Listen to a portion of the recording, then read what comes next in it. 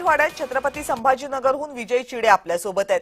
विजय, छत्रपती संभाजीनगरमध्ये सुद्धा शिवसेना भाजपची युती होऊ शकलेली नाहीये। काही कार्यकर्ते नाराज झालेले आहेत। विशेषतः काही महिला कार्यकर्त्यांनी आपल्याच पक्षाच्या कार्यालयासमोर जोरदार आंदोलन सुद्धा केले। आता फॉर्म भरण्याची मुदत उलटून गेल्यानंतर काय परिस्थिती आणि मराठवाड्यातल्या इतर कोणत्या महानगरपालिकांमध्ये गोंधळ दिसलाय?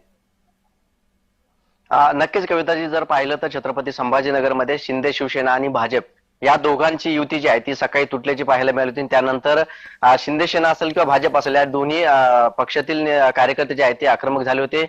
सकाळी भाजपच्या काही पदाधिकाऱ्यांना उमेदवारी न मिळाली, त्या कार्यकर्त्यांनी थेट भाजपच्या कार्यालयामध्ये जाऊन त्या ठिकाणी धिंगाणा देखील घातल्याचा पाहायला मिळाला होता। त्या ठिकाणी मोठा गदारोळ जो आहे तो निर्माण झाला होता। भाजपच्या काही पदाधिकाऱ्यांना एबी फॉर्म वाटप होत होती याची माहिती काही जुने कार्यकर्ते जे आहेत त्यांना मिळाली होती। मात्र आम्हाला जाणून बुजून उमेदवारी दिली जात नाही, दुसऱ्या पक्षातून आयात केलेल्या उमेदवाराला उमेदवारी दिली जात आहे असा आरोप करत 5 ते 6 कार्यकर्त्यांनी थेट भाजपच्या पक्ष कार्यालयामध्ये धिंगाणा देखील घातलेला आहे। त्या ठिकाणी आत्मदहनाचा प्रयत्न देखील एका महिलेने केल्याचा पाहायला मिळाला होता आणि त्यानंतर तब्बल 1 ते 2 तास जो आहे तो मोठा गदारोळ त्या ठिकाणी निर्माण झालेला होता। पक्षाला जे आहे ते निष्ठावंत कार्यकर्त्यांना डावलला जात असल्याचा आरोप जो आहे तो या ठिकाणी करण्यात आला होता। त्यामुळे आम्ही 30 वर्ष असेल किंवा 35 वर्ष असेल भाजपचं काम केलं जातं, आमचं संपूर्ण कुटुंब भाजपचं काम करतं, तरी देखील आम्हाला उमेदवारी टाळली जात असल्याचा आरोप त्या ठिकाणी करण्यात आला होता। आणि त्या ठिकाणी भाजपचे मंत्री अतुल सावे असतील, खासदार भागवत कराड असतील हे त्या ठिकाणी उपस्थित होते।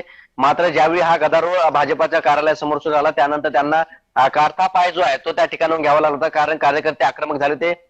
मोठा धिंगाणा जो आहे तो त्यांनी त्या ठिकाणी केला होता, कारण भाजपमध्ये आम्ही निष्ठावंत आहोत असा देखील आरोप जो आहे तो त्यांनी केला होता। आयात केलेल्या उमेदवाराला उमेदवारी दिली जाते, आम्ही अनेक ठिकाणी लोकसभा असेल विधानसभा असेल यावेळी आम्ही प्रामाणिकपणे काम केलेलं आहे, तरी देखील आम्हाला डावललं जातं असा देखील आरोप जो आहे तो त्या ठिकाणी झाला होता। त्यामुळे आता उमेदवारी दाखल करण्यासाठी केवळ काही मिनिटं जे आहेत ते वेळ बाकी आहे। 3 वाजता ही उमेदवारी अर्जाचा लास्ट वेळ होता आणि त्यानंतर आता जे उमेदवार आता सध्या त्या कक्षामध्ये घेण्यात आले तेवढ्याच उमेदवारी अर्ज जो आहे तो घेण्यात येणार होता। सकाळी जे आहे ते भाजपाचे मंत्री अतुल सावे आणि शिंदे सेनेकडून मंत्री संजय शिरसाट या दोघांची युती नसल्याचे त्यांनी स्पष्ट केलं होतं। त्यानंतर हे संपूर्ण कार्यकर्ते जे आहेत त्यांच्यामध्ये जल्लोष झाला होता, कारण प्रत्येक जणाला उमेदवारी मिळणार होती।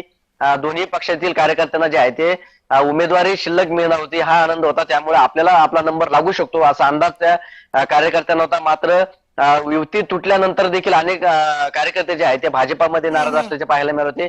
त्यांनी उघडपर्यंत नाराजी आहे ती उघड केलेली आहे। भाजपाच्या कार्यालयासमोर त्यांनी ठिय्या आंदोलन देखील केल्याचं पाहायला मिळत होता। त्यानंतर पोलिसांनी संपूर्ण मदती करत हा प्रकरण जे आहे ते शांत केलेलं आहे। कविताजी, धन्यवाद तुम्ही दिलेल्या सगळ्या सविस्तर माहितीबद्दल आणि यानंतर